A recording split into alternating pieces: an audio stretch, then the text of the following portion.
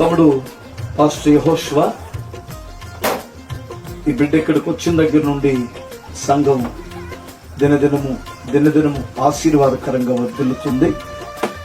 మరి అంతకుముందు సేవకులు ఇక్కడికి పంపించలేదు నేను, ఎందుకంటే డైలీ ఎవరో ఒకరు సిస్టర్ బ్రదర్ వచ్చి ఇక్కడ ప్రార్థన నడిపించి వెళ్ళేవాళ్ళు. కంటిన్యూగా ప్రతి ఆదివారం పెట్టాలనే ఉద్దేశంతో ఇక్కడ దాదాపు సంవత్సరం వెళ్ళిపోయినట్టుంది.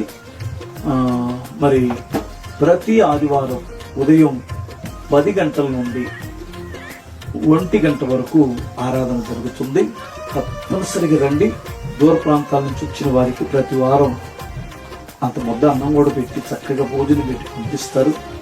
ఆధ్యాత్మికంగా బలపడాలనుకున్నటువంటి బిడ్డలు రండి, మీరు ఆత్మీయంగా బలం పొందండి.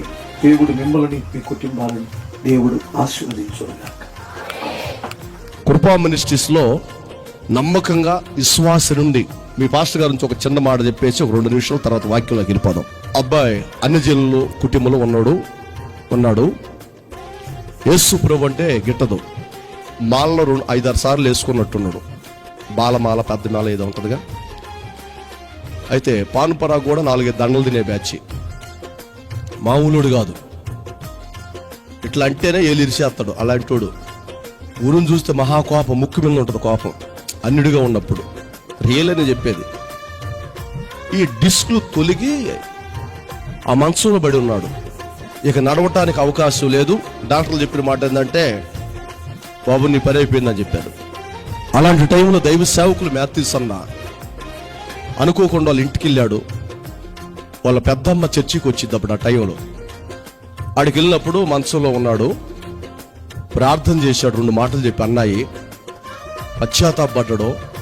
అద్భుతం అని చెప్పంటారా? ప్రార్థన చేసి వచ్చిన రాత్రే ఆ అబ్బాయికి లేచి కూర్చున్నాడు. నెక్స్ట్ ఆదివారం చర్చికి వచ్చాడు.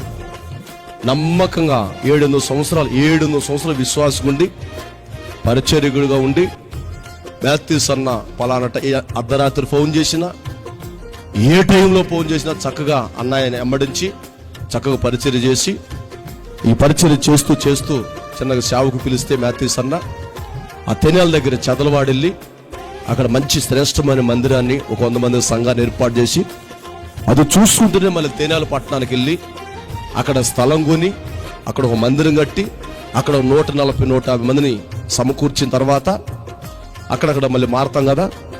అప్పుడు ఈ మందిరం కూడా అంతా ఒక 15 మంది 20 మంది వస్తున్నారు అనుకుంటా. అప్పుడు ఈ మందిరం దగ్గర పంపిస్తే ఇప్పుడు దేవుడు మహాకృప ఏంటంటే మందిరం రూపురేఖలు మారిపోయినాయి.